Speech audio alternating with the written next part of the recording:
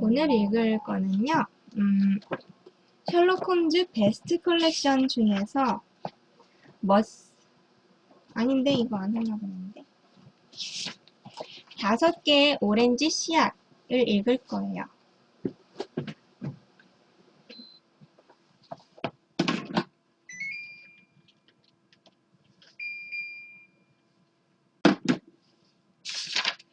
다섯 개 오렌지 씨앗 아세요? 주요 등장인물 죽음을 맞이한 사람이랑 큰아버지. 죽음을 맞이한 큰아버지. 목소리 설정을 어떻게 해야 될지 모르겠네.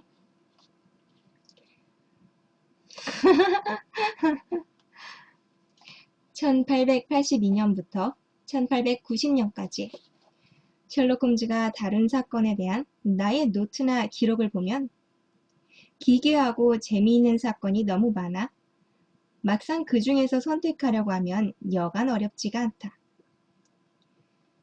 그러나 그것들 중에는 이미 신문에 보도되어 세상에 널리 알려진 사건도 있고 또 홈즈가 고도의 특수 능력을 발휘할 필요가 없던 사건도 있었다.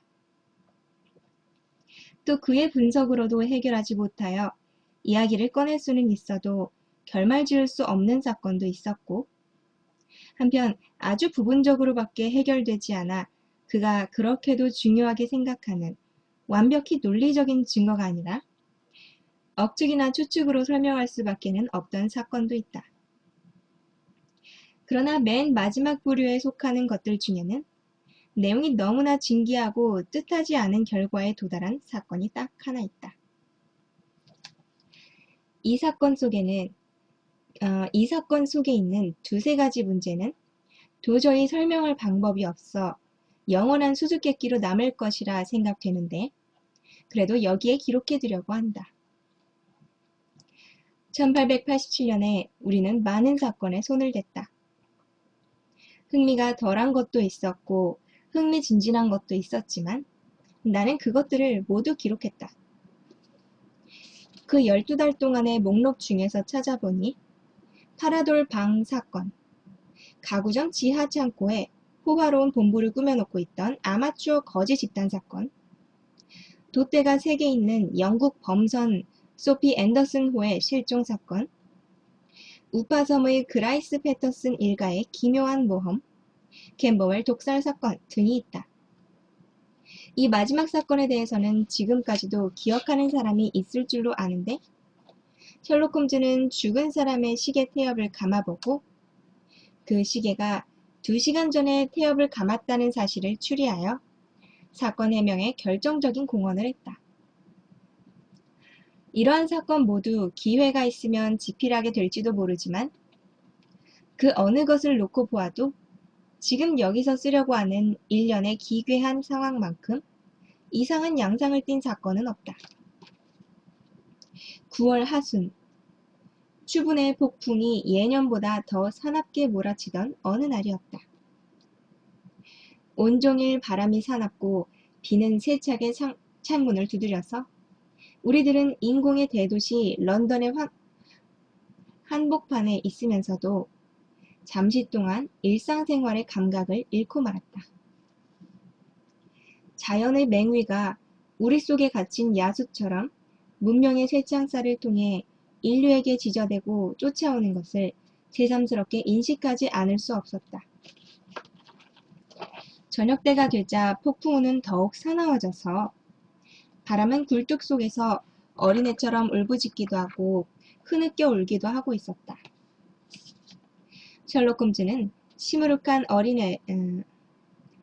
얼굴로 난로 옆에 앉아 범죄 기록의 대조색인을 뽑고 있었고 나는 홈즈의 맞은편에 앉아서 클락 러셀의 걸작 해양소설을 탐독하고 있었는데 마지막에는 집 밖에서 포효하는 폭풍우가 책 속으로 끼어들어 사나워진 빗소리가 마치 몰려와 부서지는 파도소리처럼 생각되었다. 어서오세요. 나는 아내가 숙모집에 4월간 다니러 갔으므로 아내가 없는 동안 다시 베이커강의 옛 보금자리에 돌아와 있었던 것이다. 자, 목소리를 어떻게 할까요?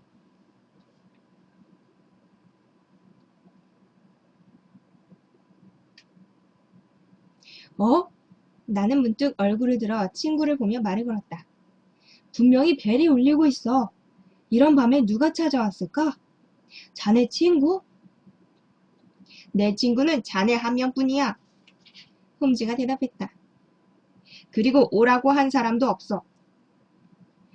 그럼 의뢰인인가? 그렇다면 심각한 사건이야. 이렇게 비바람 몰아치는 날에 그것도 이런 시간에 찾아온다는 것은 여간한 일이 아니고는 어렵지. 하지만 이 집의 안주인에게 놀러온 사람일지도 몰라. 그러나 셜록 홈즈의 예상은 들어맞지 않았다. 복도에 발소리가 나고 문을 노크하는 소리가 들렸다. 그는 긴 팔을 뻗어 손님이 앉을 의자 쪽으로 램프를 돌려놓으면서 들어오라고 대답했다. 들어온 사람은 고작해야 22살이 될까 말까한 젊은 남자였다. 몸가짐이 단정하고 세련된 옷차림에 태도도 우아했다. 물이 떨어지는 우산과 젖어서 번들거리는 레인코트를 보아 그가 걸어온 바깥의 폭풍우가 얼마나 대단한지 짐작할 수 있었다.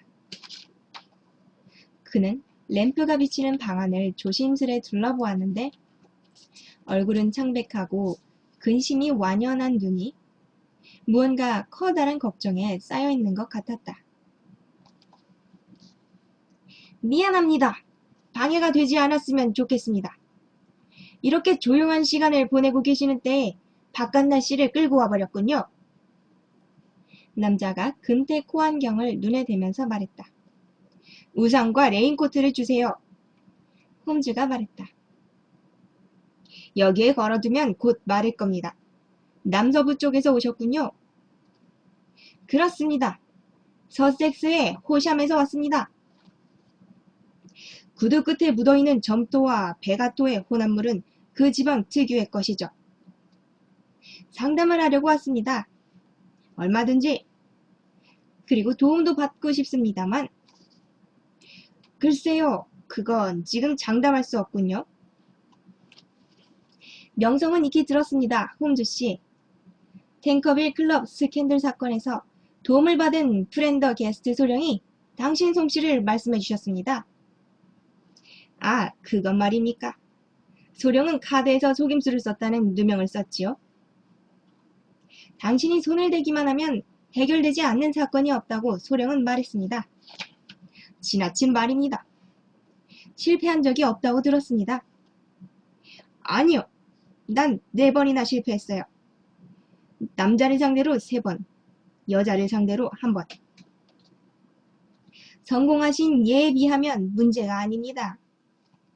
하긴 대체적으로 성공했다고 할 수 있지요. 그럼 나의 경우도 성공하리라 믿습니다. 거기 의자를 난로 가까이 끌어다 앉고 사건을 말씀하세요. 이상한 사건입니다. 이곳에 오는 사건은 다 그렇습니다. 깜짝이야. 여기는 최종 상고재판소 비슷한 곳이니까요. 아무리 그렇다 해도 나에게 일어난 사건만큼 기괴하고 설명하기 어려운 사건은 지금까지 겪어보지 못하셨을 겁니다. 호기심이 발동하는군요. 홈즈가 말했다. 내 꾼이 오셨네요. 그럼 처음부터 차근차근 중요한 사실을 말하세요. 그렇게 하면 특히 중요하다고 여기는 점을 나중에 질문할 수 있으니까요. 젊은이는 의자를 당겨 앉더니 젖은 발을 불 쪽으로 뻗었다. 내 이름은 존 오픈쇼입니다. 내가 판단하기로는 이 무서운 사건은 나와 그다지 관계가 없는 곳에서부터 시작했습니다. 내 스타일 스티커 감사해요. 내 꾸님 감사해요. 전대 때부터 이어져 온 사건이기 때문입니다. 그러므로 사정을 보다 잘 알려드리기 위해서는 옛날로 거슬러 올라가 이야기해야 됩니다. 먼저 말씀드립니다만 할아버지에게는 아들이 둘 있습니다. 형은 일라이어스, 나의 아버지 되는 동생은 조셉이었습니다. 아버지는 코벤트리에서 작은 공장을 하셨는데 자전거가 발명되자 공장을 확장했습니다. 오픈쇼 내구 타이어 특허를 받고 나중에 그 특허권을 팔아서 상당한 돈을 벌어 여생을 편하게 지낼 수 있을 만큼 성공하셨습니다. 큰아버지 일라이어스는 젊은 시절에 미국에 건너가 플로리다에서 농장을 경영했는데 큰아버지도 나름대로 꽤 성공했다는 소문입니다. 그러다가 남북전쟁이 일어났는데 큰아버지는 남군의 잭슨 장군 밑에 들어가서 종군했고 그 후에 후드 장군 밑에서 대령까지 진급했습니다. 그러나 1865년 남군 총사령관 리 장군이 항복을 하자 다시 농장으로 돌아가 34년을 그곳에서 살았습니다. 어서 오세요. 그 후 1869년인지 70년인지 유럽으로 돌아와 호샴에 가까운 서섹스의 작은 땅을 매입해서 그곳에서 살았습니다. 큰아버지는 미국에서 상당한 재산을 모았는데 그런데도 영국에 돌아온 이유는 흑인을 몹시 싫어해서 그들에게 선거권을 주는 공화당의 정책이 비위에 맞지 않았기 때문이라고 합니다. 큰아버지의 인품은 유별난 데가 많았습니다. 성미가 급하고 거칠어서 화가 나면 무지막지한 독설을 퍼부어 댔습니다. 그리고 사교를 몹시 싫어했습니다. 호샴에서도 몇 해나 살았습니다만 그동안 한 번이라도 거리에 나간 적이 있는지 의심스러울 정도입니다. 집 주위에는 정원도 있고 밭도 있어 그곳에서 가끔 운동을 하곤 했지만 몇 주일 계속해서 방에서 나오지 않는 때도 종종 있었습니다. 브랜디를 많이 마셨고 담배도 꼴초입니다만 사람과 만나는 것은 질색으로 여겨서 친구가 없어도 대연했습니다. 동생에게까지 친밀감을 갖지 않는 정도였으니까요. 네, 꾸님 오늘 안 나타나셔서 아까 그 일 이후로 삐지신 줄 알았어요.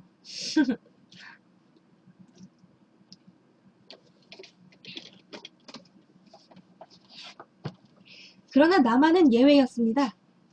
처음 만난 것이 내가 12살 때인데 그때부터 나는 큰아버지의 사랑을 받았습니다. 아마도 1878년으로 기억합니다만 큰아버지가 영국으로 돌아와 8, 9년이 지났을 때입니다.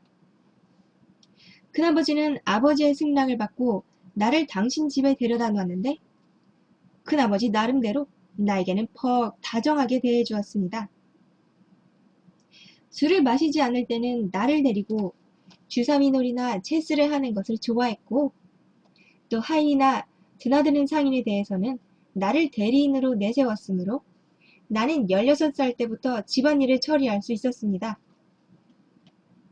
열쇠도 모두 내가 맡았으며 큰아버지의 조용한 은둔 생활을 시끄럽게 하지 않는 한 어디에 가서 무엇을 하든 탓하지 않았습니다. 그러나 한 가지 이상한 예외가 있었습니다. 큰아버지는 잡동사니를 쌓아둔 지붕 밑 다락방에는 늘 자물쇠를 걸어 놓았는데 거기에는 나뿐 아니라 다른 누구도 들어가는 것을 절대로 허락하지 않으셨습니다. 어린 나는 호기심에 열쇠 구멍으로 들여다본 일이 있는데 이런 방이 의뢰 그렇듯이 헌 트렁크와 올망졸망한 보따리 등 너덜너덜한 것들이 뒤섞여 있는 게 보일 뿐이었습니다. 1883년 3월의 어느 날 아침 외국 우표가 붙은 편지 한 통이 대령님 식탁의 접시 앞에 놓여 있었습니다. 큰아버지의 집은 모든 것을 현금으로 지불했고 교제하는 사람도 없었으므로 편지가 오는 것은 드문 일이었습니다. 그 편지는 인도에서 왔다고 큰아버지는 말씀하셨습니다. 어서 오세요. 폰디체리 우체국 소인이 찍혀서 대체 무엇일까? 큰아버지는 급히 봉투를 뜯었습니다. 그러자 봉투 속에서 건조한 작은 오렌지 씨앗 5개가 후두둑 접시 위로 떨어졌습니다. 니하오. 나는 그것을 보고 웃음이 나왔습니다만 큰아버지의 얼굴을 보는 순간 웃음은 쑥 들어갔습니다. 큰아버지는 입술이 아래로 축 처지고 눈은 부릅뜨었으며 얼굴은 잿빛이 되었습니다. 그리고 떨리는 손으로 봉투를 든 채 가만히 노려보았습니다. K다! 큰아버지는 쥐어짜는 듯한 목소리로 외쳤습니다. 아하, 드디어 나도 죗값을 치러야 할 날이 왔는가? 큰아버지의 괴로운 표정을 보고 왜 그러는지 물어보자 얘야, 이것은 죽음이다. 라는 말만 내뱉고는 식탁을 떠나 방으로 들어갔습니다. 그런 일은 일도 아니에요. 공장에서 급한 일이 생겨서 전화로 바빠 죽겠는데 시비를 그랬군요. 막 바빴는데 계속 시비가 걸렸어요.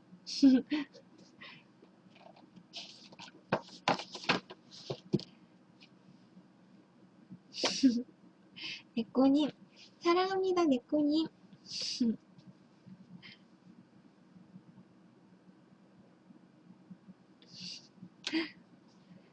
저는 네꼬님이 요새 회의가 들으신 줄 알았어요.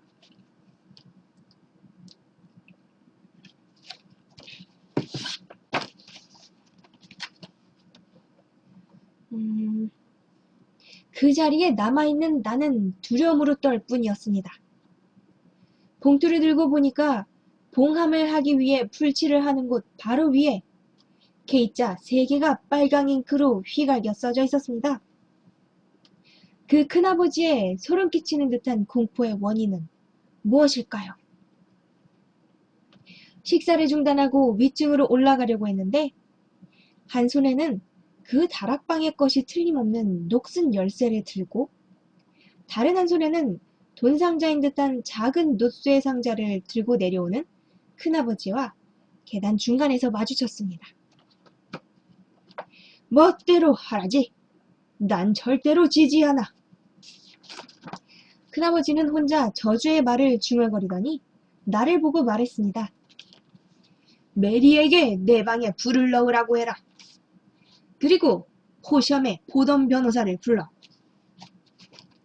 시키는 대로 해서 변호사가 오자 저도 같이 방에 불려 들어갔습니다. 방에는 난로불이 활활 타고 있었는데 종이를 불태웠는지 부시시한 검은 재가 떨어져 있었습니다. 그 옆에는 아까의 그 노쇠 상자가 뚜껑이 열린 채로 있었는데 속에는 아무것도 없었습니다. 어서오세요, 내 여자님. 4444님. 보니까 놀랍게도 그 뚜껑에는 아침에 봉투에서 본 것과 똑같이 K자 3개가 나란히 써져 있는 것이었습니다. 좋은 내 유언장의 증인이 되어라. 나는 이곳의 땅을 모두 동생인 너희 아버지에게 물려주려고 한다. 따라서 그 다음에는 네가 상속받게 된다. 이 땅을 무사히 유지해 나갈 수만 있다면 그보다 더 큰 다행은 없다. 그러나 만일 그렇게 할 수 없는 경우에는 너를 위해서 하는 말이니 악마 같은 적에게 시원스럽게 주어야 한다. 결과적으로 이득이 될지 손해가 될지 알 수 없는 재산을 물려주게 되어 유감이지만 그러나 현 단계에선 사태가 어떻게 변할지 알 수 없다. 자하, 포덤씨가 가리키는 곳에 서명해라. 네, 책 읽고 있어요. 오늘 셜록 홈즈의 5개의 오렌지 씨앗 읽고 있어요. 지시하는 곳에 내가 서명을 하자 변호사는 그 종이를 갖고 갔습니다. 물론 나는 이 일이 이상스럽기도 했지만 왠지 마음속에서 떨어지지를 않아 이리저리 생각해 보았습니다. 하지만 도무지 영문을 알 수 없었습니다. 잠자면 안 되는데. 그러다 보니 남은 건 정체를 알 수 없는 공포감뿐이었는데 그것도 날이 지나감에 따라 점점 흐려져 나중에는 아무 일 없이 평범하게 보내게 되었습니다. 네, 이따가 오세요. 다만 큰아버지는 옛날의 큰아버지가 아니었습니다. 술은 더욱 늘었고 다른 사람과의 접촉은 전보다도 더 꺼리게 되었습니다. 거의 하루 종일 방에 틀어박혀 안에서 문을 잠그고 있었는데 어쩌다 밖에 나오면 엉망으로 술에 취해서 권총을 들고 집 밖으로 뛰쳐나가 정원을 미친 듯이 뛰어다니면서 나는 그 무엇도 두렵지 않다. 악마 아니라 그보다 더한 것이 온다 해도 양처럼 우리에 갇히지 않는다. 뭐 이런 말들을 외치는 것이었습니다. 그러나 이 광란의 발작도 진정이 되면 허겁지겁 방 안으로 도망쳐 들어가서 빗장을 내리고는 자물쇠를 걸고 마음 밑바닥에 도사리고 있는 공포에 대해 더는 대항할 여력이 없는 듯이 녹초가 됐습니다. 나는 그런 순간에 큰아버지의 얼굴을 본 적이 있는데 추운 날에도 마치 세면기에서 막 얼굴을 쳐든 것처럼 땀으로 젖어 있었습니다. 공부하시는군요.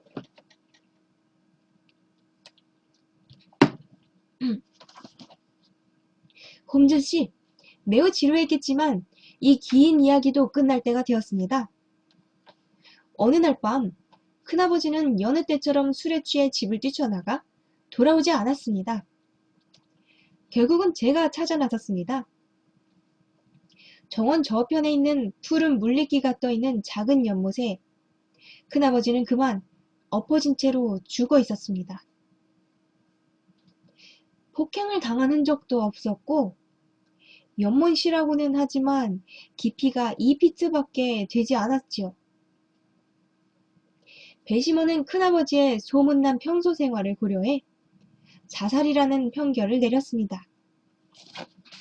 그러나 나는 평소에 큰아버지가 못 견딜 정도로 죽음을 두려워했다는 사실을 알고 있었기 때문에 자살을 하기 위해 거기까지 일부러 갔다고는 도저히 믿을 수가 없었습니다.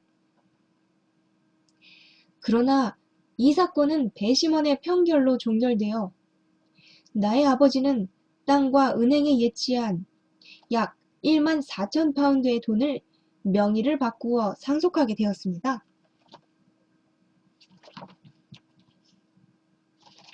잠깐! 당신의 이야기는 내가 지금까지 들어온 것 중에 가장 기괴한 것이 될 것 같소. 큰아버지가 편지를 받은 것은 언제며 자살이라 추정된 최후를 맞이한 날은 언제입니까? 편지가 온 것은 1883년 3월 10일이었고 돌아가신 것은 그로부터 7주가 지난 5월 2일 밤입니다. 알겠습니다. 계속하십시오. 아버지는 호샴의 저택을 상속하자 나의 요구를 반영해 늘 잠겨있는 지붕 및 다락방을 샅샅이 조사했습니다. 어서오세요. 노쇠 상자는 있었지만 속에는 아무것도 없었습니다. 뚜껑 안에는 종이가 붙어 있는데 그 종이 위에는 K자가 셋이나 적혀 있고 그 밑에는 편지, 비고, 영수증, 명부 라고 쓰여 있었습니다.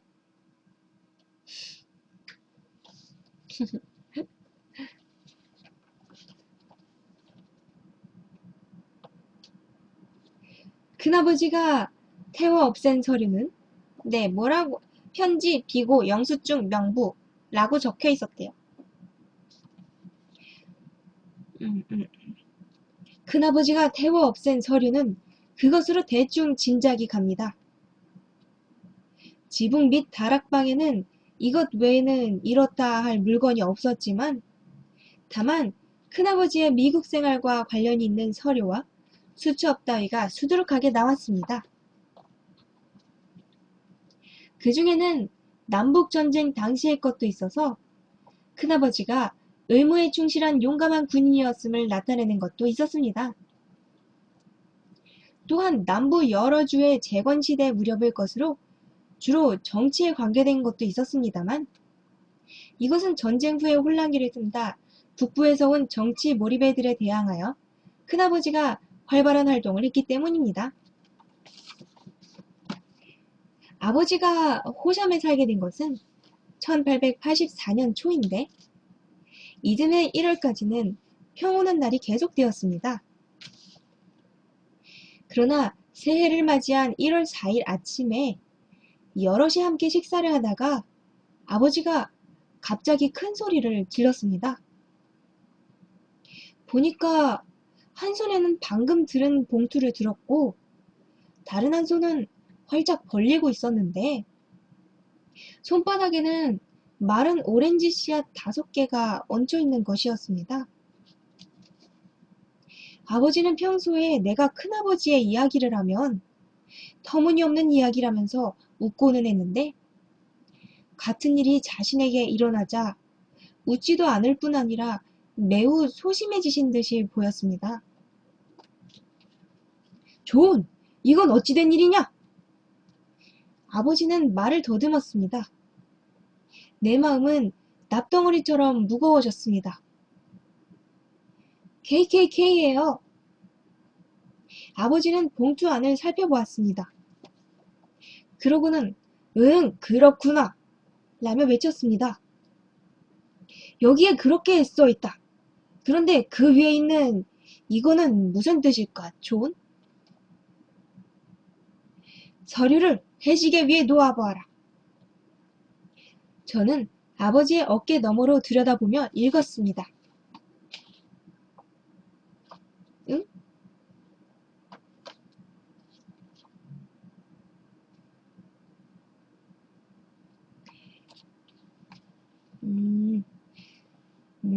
정원에 있는 해시계 말이에요, 아버지. 그러나 서류는 큰아버지가 태워서 없애지 않았을까요? 나는 대답했습니다. 아버지는 간신히 신음하듯이 말했습니다. 여기는 문명국이다. 이런 되먹지 않은 장난이 어딨어. 도대체 어디서 이따위 편지를 보냈을까? 내가 소인을 보고 스코틀랜드의 던디에서 온 겁니다. 라며 대답했습니다. 정말 되먹지 않은 장난이다. 내가 서류나 해시계 따위와 무슨 관계가 있단 말인가?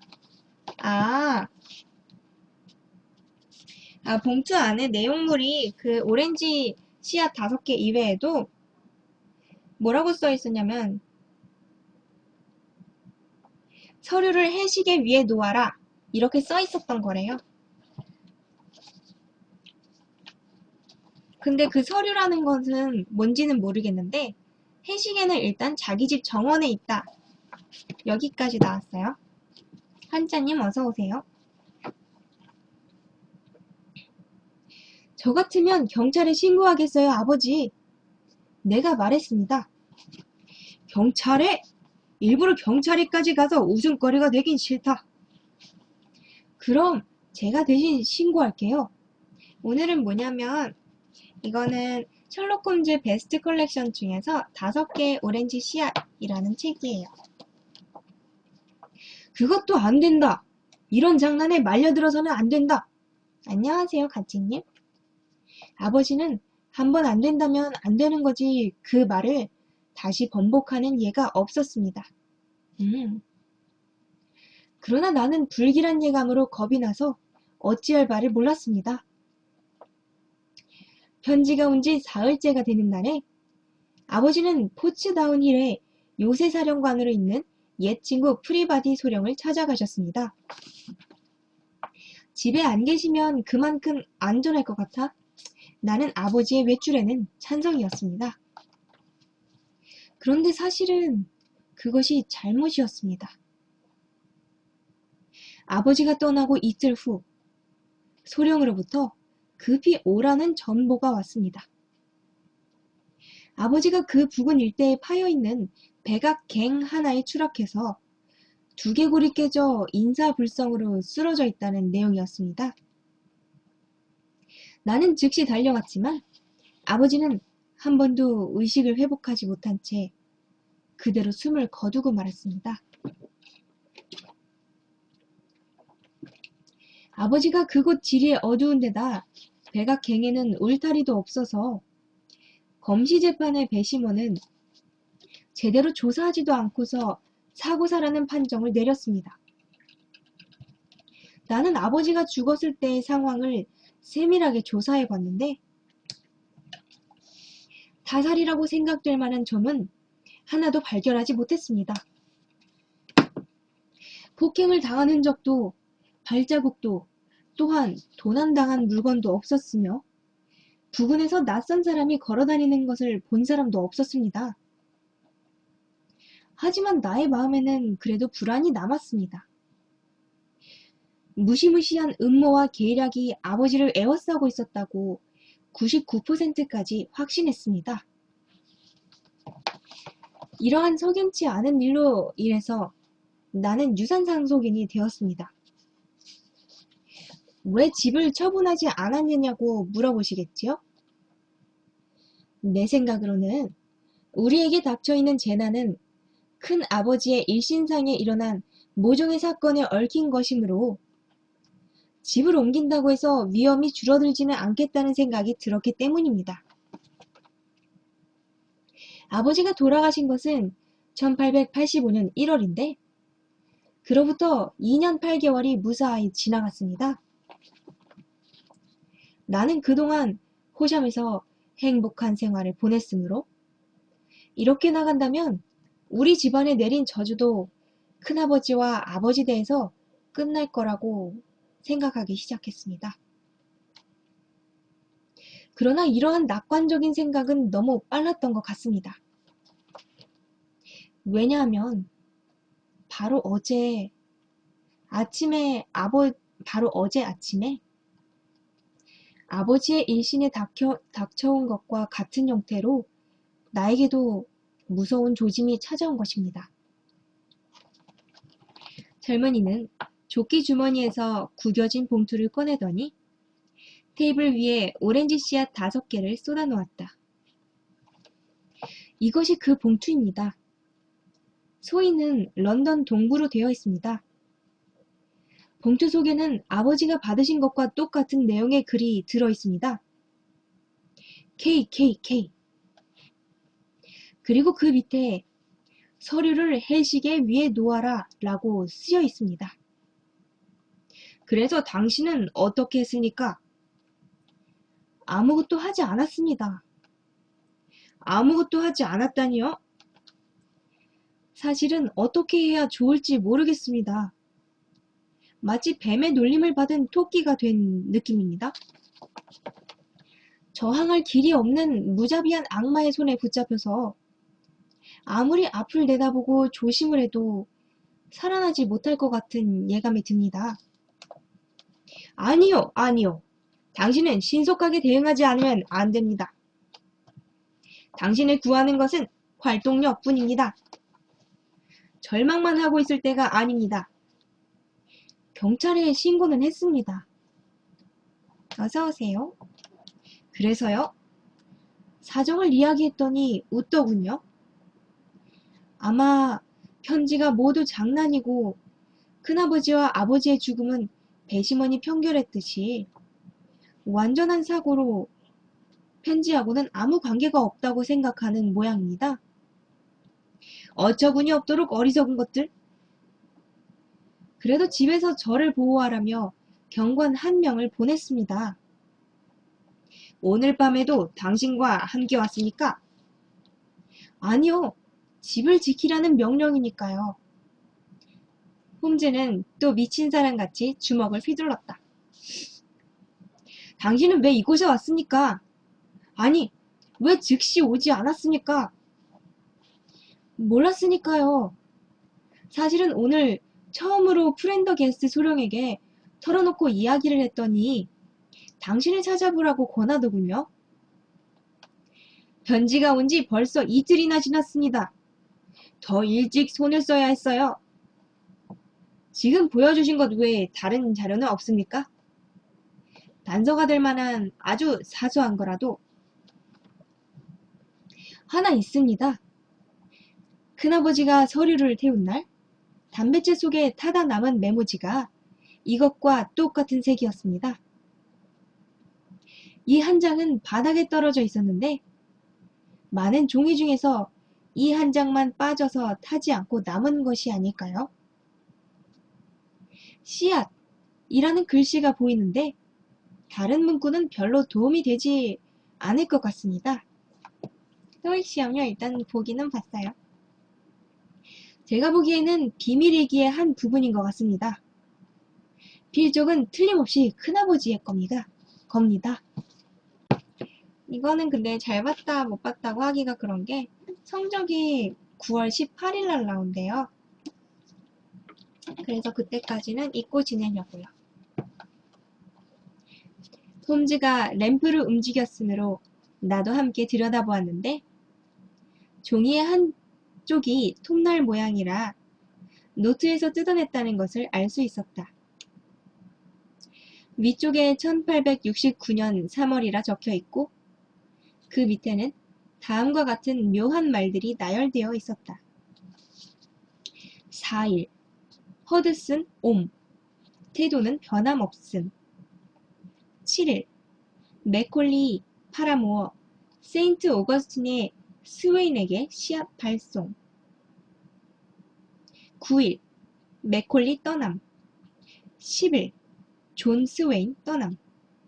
12일 파라모어 방문. 만사가 순조로움. 고맙습니다. 홈즈가 종이를 접어서 손님에게 돌려주며 말했다. 자, 이제 잠시도 우물쭈물하고 있을 수 없습니다. 이야기 내용을 여기서 검토하고 있을 여유도 없습니다. 즉시 돌아가서 행동을 개시하시오. 뭘 해야 합니까?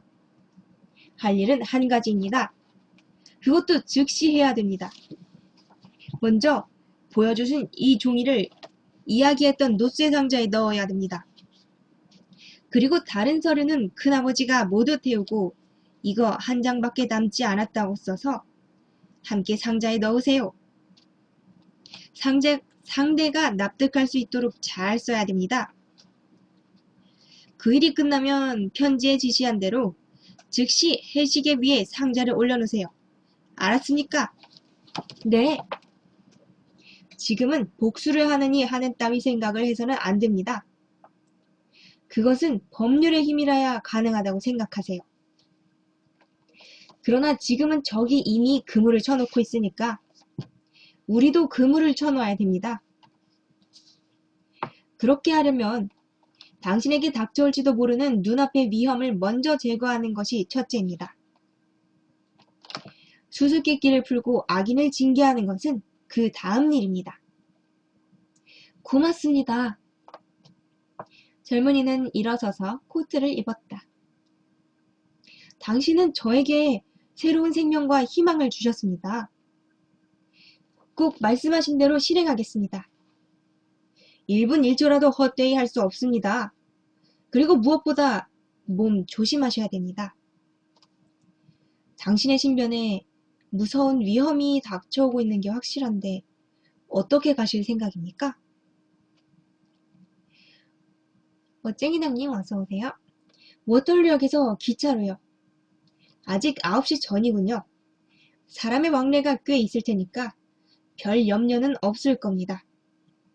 그래도 충분히 주의는 해야 됩니다. 저는 총을 갖고 있습니다. 좋습니다. 내일부터 조사에 착수하겠습니다. 그럼 호샴에 오시겠습니까? 아닙니다. 수수께끼의 근본은 런던에 있습니다. 나는 이곳에서 사건을 규명하겠습니다. 그럼 상자를 해시계 위에 올려놓고 결과를 알려드릴 겸 해서 2, 3일 안으로 다시 방문하겠습니다. 충고는 꼭 지키겠습니다. 젊은이는 악수를 하고 나서 문 밖으로 나갔다.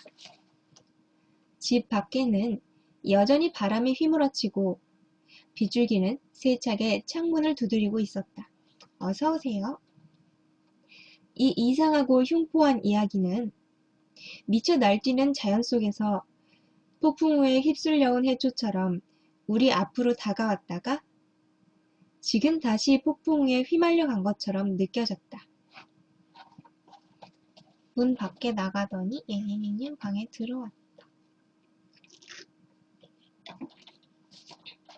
셜록 홈즈는 한동안 말없이 고개를 숙이고 난로에 불을 보고 있었다. 그러더니 파이프에 불을 붙이고 의자 등받이에 몸을 기대어 천장으로 올라가는 푸른 담배 연기를 올려다보았다. 왓슨, 우리의 경험에서 이런 기괴한 이야기는 처음인 것 같네. 아까 왓슨 목소리 어떻게 했는지 기억이 안 나요. 너무 오래전에 읽었어, 왓슨 목소리. 왓슨 목소리 어떻게 하지? 구린 목소리로 할까? 그렇군. 네 사람의 서명에 버금가는 사건이야. 정말 그래. 그건 특별했어.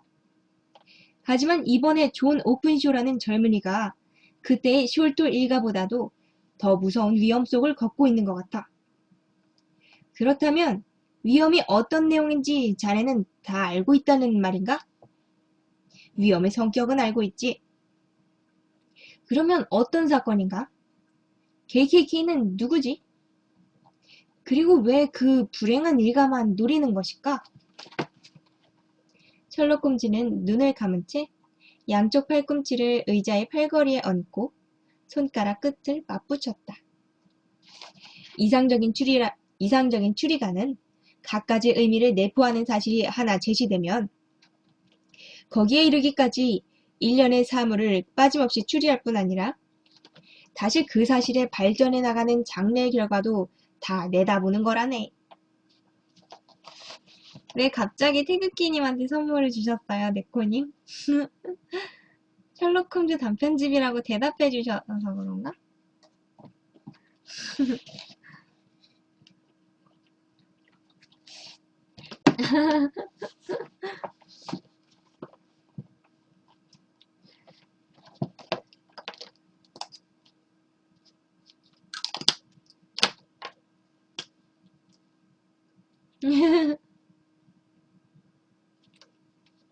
받아두시래요.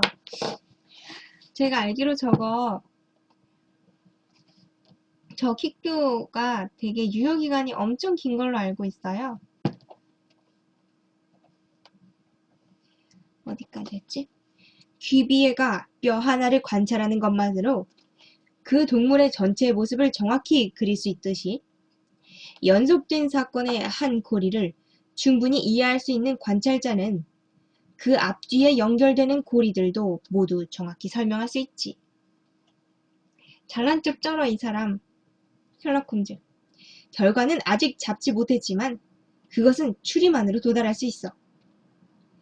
사람들이 감각적으로 해결하려다가 번번이 실패한 사건도 서재에서 해결할 수 있다는 말이네. 그러나 이 추리술을 완전하게 발휘하기 위해서는 추리가가 알고 있는 사실을 빠짐없이 활용할 수 있어야 해. 그렇게 하면 자네도 곧 알게 되겠지만 모든 지식을 알고 있지 않으면 안 돼. 이것은 지금처럼 무료로 교육을 받고 백과사전이 보급된 시대에도 흔치 않은 소양이 아닐 수 없네. 그러나 자기가 하는 일에 필요하다고 생각되는 범위 내에서 모든 지식을 몸에 지니는 것은 불가능하지는 않네. 나는 그 노력을 했어. 언제였더라? 우리들이 처음 알게 된 무렵에 자네는 나의 지식의 한계를 매우 정확하게 판정한 적이 있었지. 있었지. 나는 웃으며 말했다. 써놓고 보니 재미있는 글이었지. 나의 기억으로는 철학, 천문학, 정치에 대한 지식은 제로였네. 식물학은 확실치 않고 지질학은 런던 주변 50마일 이내의 흙이나 먼지를 식별할 수 있었고 화학은 한쪽에 쏠려 있었고 해부학은 체계적이 아니었지. 선정분학이나 범죄 기록에 대해서는 타의 추종을 불허했고 그 밖에 바이올린, 권투, 검술의 달인, 법률을 밟고 코카인과 담배 중독자, 였지.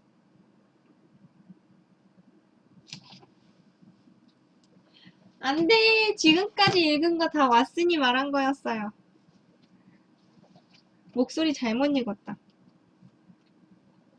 내가 분석한 중요한 내용은 대체로 이 정도였지. 이거 왜, 그 셜록 홈즈 왜 하고 있냐면, 지금 안 계신 치키님이 셜록 홈즈 읽어달라고 지난번에 요청하신 게 있어서, 그래서 지금 하고 있어요. 홈즈는 마지막 항을 말했을 때 씩 웃었다.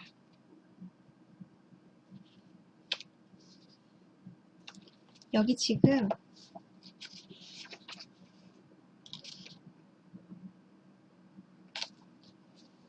지금 한동안 노잼 드립이 나오고 있어요.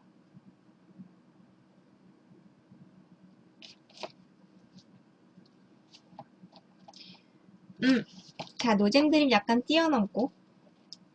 자네는 편지 세 통에 찍힌 소인을 주위에서 보았나? 처음 본 것은 인도의 폰디체리, 다음 것은 스코틀랜드의 던디, 마지막 건 런던이었어. 런던의 동부야. 말투 이상해. 거기서 생각나는 것이 없나? 모두 항구야. 보낸 사람은 배를 타고 있겠지? 훌륭해. 이미 단서를 하나 잡은 거야. 보낸 사람이 배를 타고 있는 남자라는 점은 틀림없을 것 같아. 커다란 가능성이 보이는군. 다음은 다른 방향에서 생각해보세. 폰디체리에서 편지를 보낸 경우는 협박장을 내고 참극이 일어나기까지 7주일이나 걸렸어. 그런데 던디의 경우에는 불과 3, 4일 만이야. 여기서 뭐 떠오르는 거 없나? 그만큼 장거리 여행이라는 거겠지? 그러나 편지도 그만큼 장거리 여행을 하고 있네. 그 말을 들으니까 또 모르겠군. 적어도 또는 그들이 타고 있는 배가 범선이라는 추정을 할 수 있어. 그들은 사명을 띠고 출발하기 전에 그들의 기묘한 경고문이나 씨앗을 보내는 모양이야. 던디에서 온 편지가 도착한 이후에 곧 범행이 일어났지. 만약 그들이 기선을 타고 왔다면 폰티체리에서 온 편지의 경우에는 편지가 도착하자마자 범행이 일어났을 거야. 그러나 실제로는 7주나 늦었지. 이 7주란 편지를 운반한 우편선과 발송인이 타고 있는 범선과의 속도 차이를 의미한다고 생각해. 어서 오세요. 그럴지도 모르지. 그럴지도 모르지가 아니라 그게 확실해. 그러므로 이번 경우는 사태가 매우 절박하다는 것을 알 수 있네. 그렇기 때문에 오픈쇼에게 조심하라고 주의를 한 거지. 참극은 두 번 다 발송인이 발송지에서 이쪽으로 도착할 만한 날짜에 맞추어 일어났어. 그런데 이번에는 발신지가 런던이라서 1초도 지체할 수 없어. 큰일이군! 내가 소리쳤다.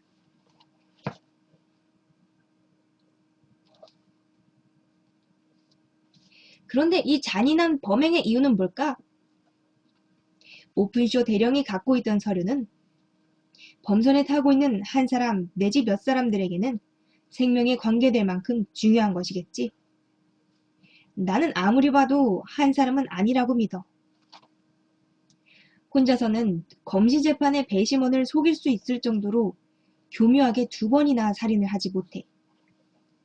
적어도 3사람이나 4사람은 되고 모두 계략이 뛰어나고 대담한 놈들이야. 그들은 찾는 서류가 누구의 손에 있더라도 반드시 빼앗을 생각이야. 여기까지 오면 KKK란 개인의 머리 글자가 아니라 어떤 단체의 기호라는 것을 자네도 알 것이네. 그렇다면 어떤 단체일까? 자네는 셜록 홈즈는 몸을 내밀며 소리를 낮추었다. 구클럭스 클랜이라는 말을 들어본 적이 있나? 안녕하세요. 없어. 홈즈는 무릎 위에 백과사전에 페이지를 넘겼다. 여기 있네. 쿠클럭스 클랜. 총의 격처를 세울 때의 소리를 따서 이름을 붙였다. 이 무서운 비밀 결사는 남북전쟁 후 남부 여러 주의 일부 군인들로 조직되었으며 순식간에 전국에 퍼져 각지, 특히 테네시, 루이지애나, 남북캐롤라이나, 조지아, 플로리다주 곳곳에서 급속히 지부가 결성되었다. 정치 목적, 주로 흑인 유권자를 위협하고 반대 의견을 가진 인물을 살해하거나 거주지에서 추방하는 일을 일삼았다. 일반적으로 폭력 행사에 앞서 노리는 인물에 대해 경고를 했는데 그것이 어느 지방에서는 작은 참나무까지, 다른 지방에서는 멜론이나 오렌지 씨앗 등의 기괴하지만 일반에게 널리 알려진 방법을 썼다. 이 경고를 받은 사람은 공개적으로 자신의 언행에 대해 수정을 하거나 도망간다. 만일 이것에 거스르면 반드시 죽음의 사자의 방문을 받게 되는데 그 방법은 기발하고도 예측하기 어려운 것이었다. 결사의 조직이 완벽하고 또한 실행 방법이 조직적이었으므로 경고에 거역하고도 죽음을 모면한 기록이나 범죄가 검거되었다는 기록은 찾아볼 수 없다. 이 결사는 미국 정부나 남부 사회의 선량한 사람들의 노력에도 불구하고 수년간 전성을 구가했으나 1869년에 갑자기 활동을 중지했다. 그러나 그 후에도 같은 종류의 단체가 산발적으로 나타났다. 이것으로 알 수 있듯이 홈즈는 사전을 밑에 놓으면서 계속 말했다.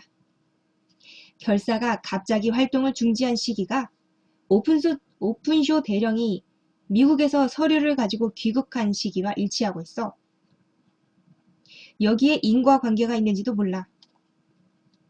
대령과 그 가족이 집념 강한 잔당이 해치려 하는 대상이 되었던 점도 이상하지 않지.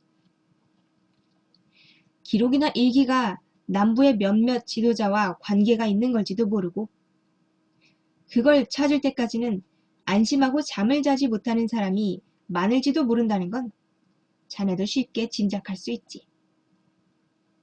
그러면 아까 본 노트의 한 페이지는 우리들이 상상한 그런 거겠지?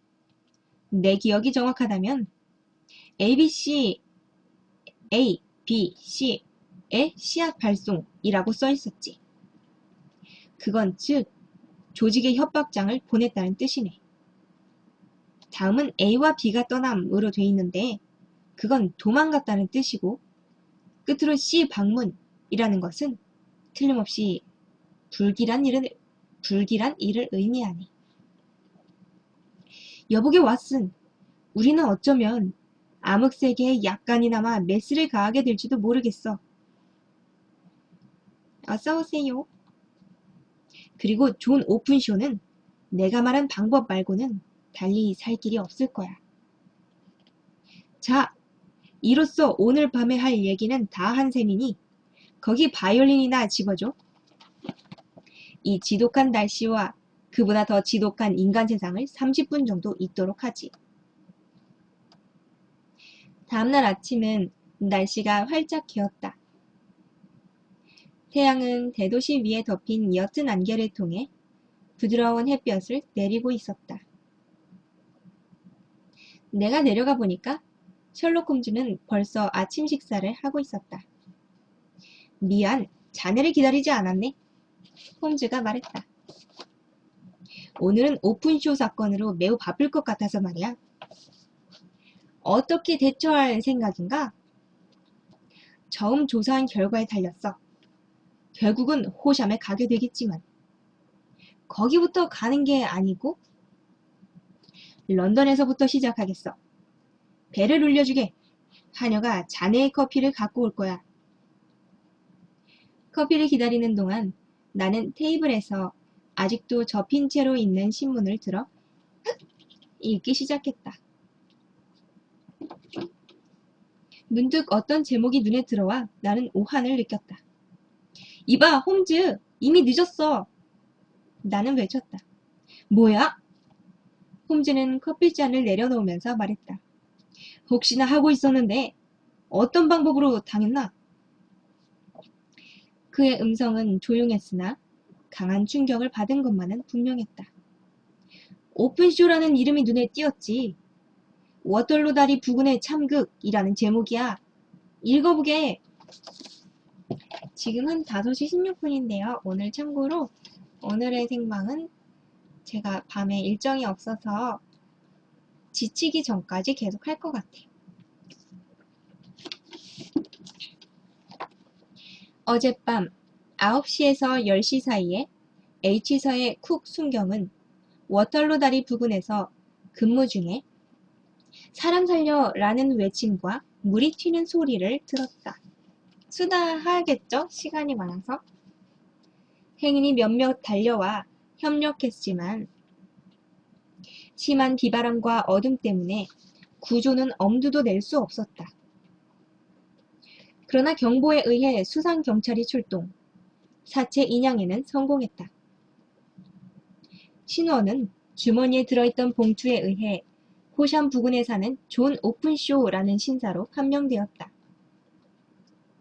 그는 막차를 타기 위해 역으로 급히 가던 중 칠흑 같은 어둠 때문에 길을 잘못 들어 증기선 선착장에서 실족한 것으로 추정된다.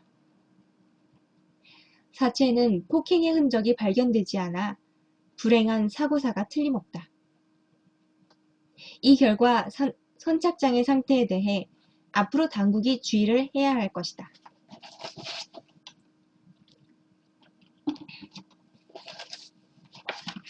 우리들은 잠시 말을 잊었다. 나는 지금까지 홈즈의 그런 침울하고 실망한 표정을 본 적이 없다. 왓슨, 나는 자존심에 상처를 입었어. 홈즈가 말했다. 물론 이것은 하찮은 개인 감정이지만 나의 자존심은 상처를 입었어. 이제는 내 개인적인 문제가 되었네. 내 목숨이 붙어있는 한 반드시 그 악당들을 체포하고 말겠어.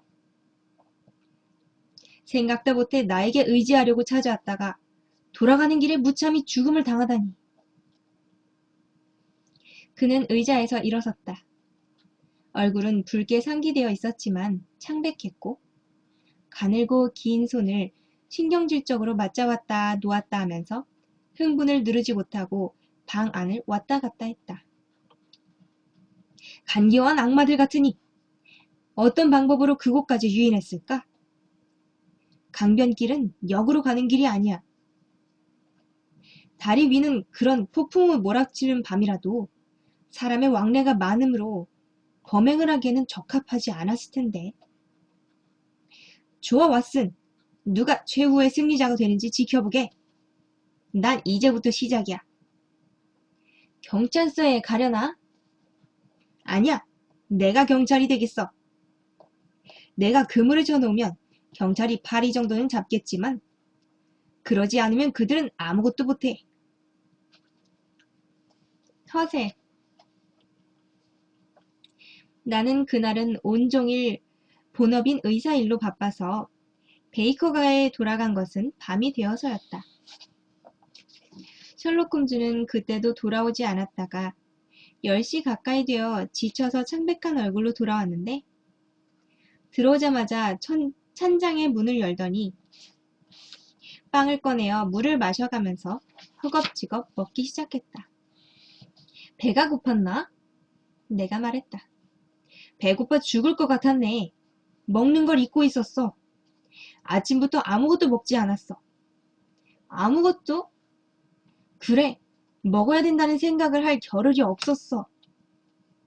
그래, 일은 잘 되었나? 응, 응이래. 단서를 잡았구만. 놈들은 내 손 안에 있어. 오픈쇼의 원수를 갚을 날도 머지않았네. 자, 왓슨. 이번에는 우리가 놈들에게 악마적인 암호를 보내세. 이건 멋진 작상이야. 뭐라고?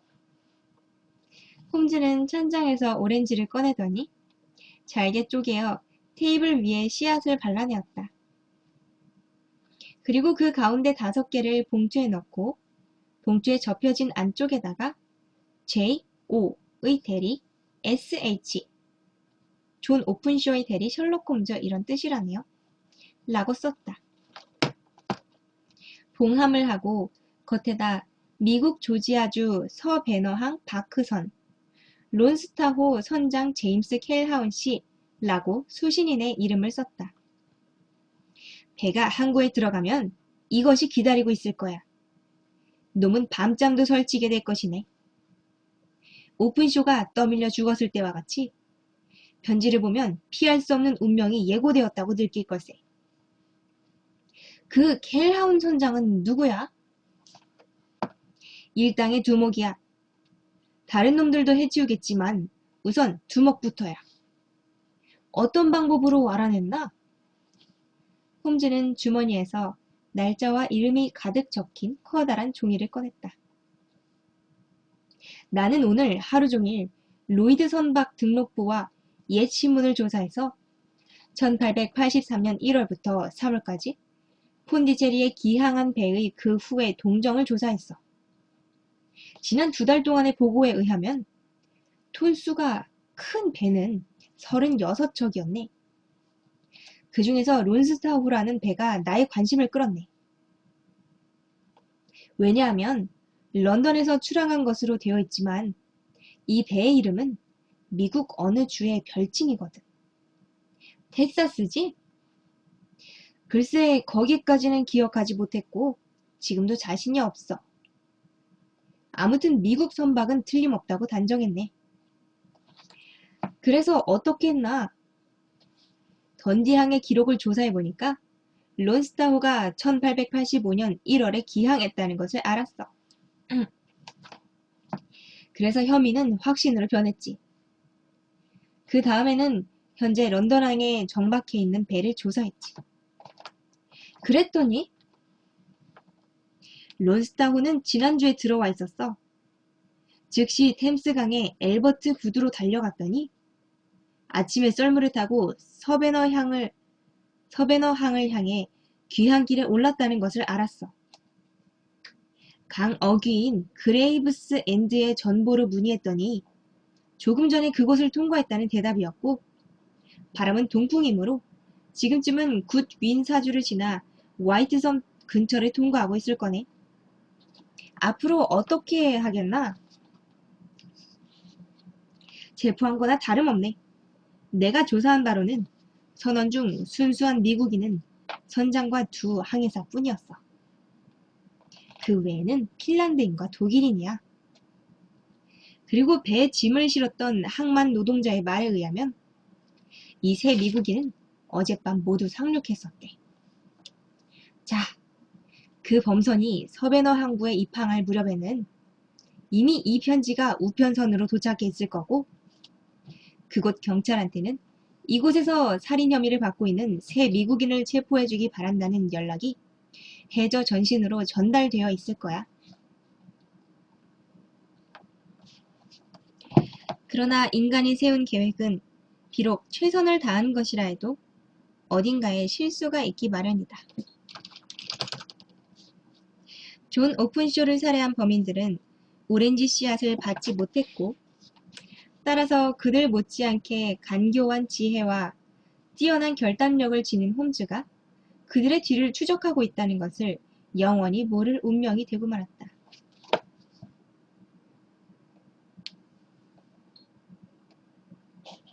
별벌님 아까부터 계셨던 걸로 알고 있는데 그 해의 가을 폭풍은 근래에 없는 대단한 것이었다. 우리들은 선업의 서베너 항으로부터 론스타호의 소식이 들어오기를 기다렸으나 끝내 소식이 없었다. 그 후 가까스로 알아낸 것은 대서양 건너의 아득히 먼 어딘가에서 보트에 부서진 선미제 한 장이 물결에 떠다니고 있었는데 거기에는 LS, 론스타의 머리 글자, 라는 글자가 새겨져 있다는 것이었다. 론스타호의 운명에 대해서 더 이상 알려지는 일은 영원히 없을 것이다. 어쨌든 홈즈가 마지막에 했던 게 잘 안 됐네요.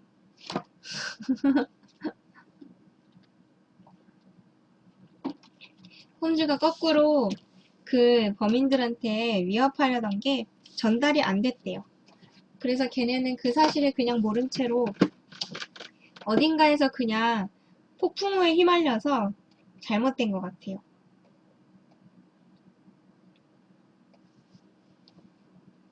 이거 그 갈매기 그거 나중에 녹방 오셨을 때 저한테 말씀하시면, 물론 제가 그걸 봤을 때 얘기지만 봤을 때 연달아서 틀어드릴 테니까. 재밌었나요? 근데 홈즈 이거는 삼진 아웃인데 투 스트라이크 먹었대. 그 사이에 지금 제가 셜록 홈즈 있는 동안에요, 네꼬님, 반가운님, 베로니크님, 멋쟁이당님, 별별님, 온스님, 전자토끼님, 시크하단께님, 베리우님, 태극기님, 냐인님, 미니카게님, 뒷골목 토토로님. 감사해요. 일요일에 신청되나요? 물론이죠. 지금 방송하려는 건 아닌데요. 그냥 제가 아까 몇 분 인사를 못한 것 같아서 읽어봤어요. 어서 오세요.